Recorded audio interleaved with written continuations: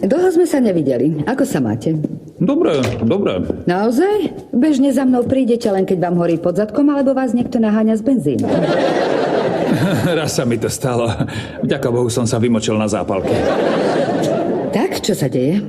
Rozišiel som sa s jednou skvelou ženou a myslím, že cítim citový zmetok. Pijete viac než zvyčajne? Príležitostný pohár vína pri večeri. Koľkokrát ste už dnes večerali? 3-krát. Zatiaľ. Dobre, ďalej. A nejde len o ten rozchod. Posledných pár rokov sa fakt snažím mať zmysluplný vzťah. Viete, namiesto nejakej peknej rýchlovky typu zbaliť, pretiahnuť, zmiznúť. Zbaliť, pretiahnuť, zmiznúť. Pôvabné. No aj napriek všetkej mojej snahe mať trvalejší a zmysluplnejší vzťah sa to končí vždy rovnako. Nakoniec budem možno musieť zvážiť možnosť, že je problém vo mne. To nie je zlé uvažovanie. Ak robím s tými ženami niečo zle, celkom by mi pomohlo, keby som vedel, čo to je. Keby ste mali hádať, čo by ste povedali, že robíte zle? Ja neviem. Priveľmi milujem? Hádajte znovu. Bojím sa intimity. Veríte tomu? Nie, len to stále niekde hovoria. Doktor Phil, filmy, seriály, bývalé priateľky.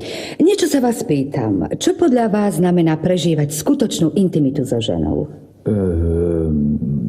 Nepoužívať kondóm? Páni. Čo? Prepáčte, to som nečakala. Chcem vám len povedať, že mi šlo o intimitu, pri ktorej sa cítite tak dobre, že ste k žene úprimní a poviete jej, čo cítite. No tak, nikoho nezaujíma, ako sa cítite. Ako sa chlap ako ja cíti? Poviem to, unavený, hladný, nadržaný, po opici, šťastný, smutný a naštvaný. A smútok a naštvanosť sú tu len preto, lebo som nadržaný, hladný, po opici a unavený. Viete čo, odložme na chvíľku rozhovor o intimite a porozprávajme sa o ďalších vašich vzťahoch. O akých vzťahoch? Ak sa dobre pamätám, tak sme sa dlho rozprávali o vašich pocitoch k vašej matke, bratovi a synovcovi. Naštvaný, smutný. Isté. A čo vzťahy mimo rodinu? Myslíte priateľov? Áno. Prečo to hneď nepoviete? Mám diplomy, rada ich využívam. Dobre, odpoveď na vašu otázku je, že nemám veľa priateľov. A koľko by ste povedali, že ich máte? No, začínam sa cítiť trochu naštvaný. Máte nejakých priateľov?